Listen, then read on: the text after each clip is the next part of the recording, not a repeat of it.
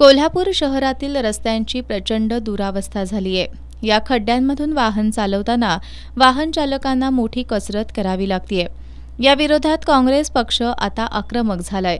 बुधवारी 28 ऑगस्ट रोजी रस्त्यांवरील खड्ड्यांच्या निषेधार्थ काँग्रेसनं रस्त्यावर उतरण्याचा निर्णय घेतलाय। त्यानुसार शहरातील 81 प्रभागांमध्ये एकाच वेळी बुधवारी आंदोलन करण्यात येणार आहे।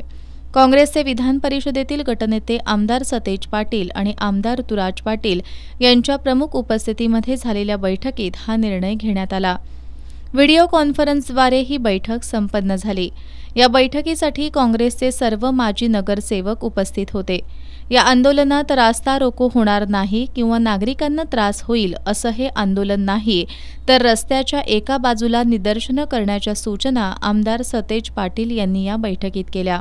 खड्ड्यांमुळे अनेक लहान मोठे अपघात होत आहेत। या खड्ड्यांवरून कोल्हापूरकरांमध्ये प्रचंड संताप आहे।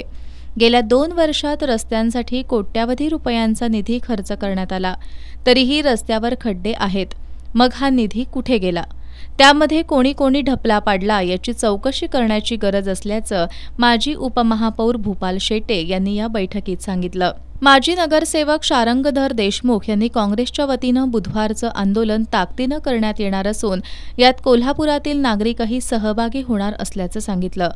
बुधवारी सकाळी 9 वाजता सर्व प्रभागांमध्ये एकाच वेळी होणाऱ्या या आंदोलनात नागरिकांनी मोठ्या संख्येनं सहभागी व्हावं असं आवाहन आमदार ऋतुराज पाटील यांनी केलं। व्हिडिओ कॉन्फरन्सिंगद्वारे झालेल्या या बैठकीवेळी काँग्रेसचे शहराध्यक्ष सचिन चव्हाण, महाराष्ट्र प्रदेश औद्योगिक सेलचे सचिव सत्यजित जाधव यांच्यासह काँग्रेसचे सर्व माजी नगरसेवक उपस्थित होते।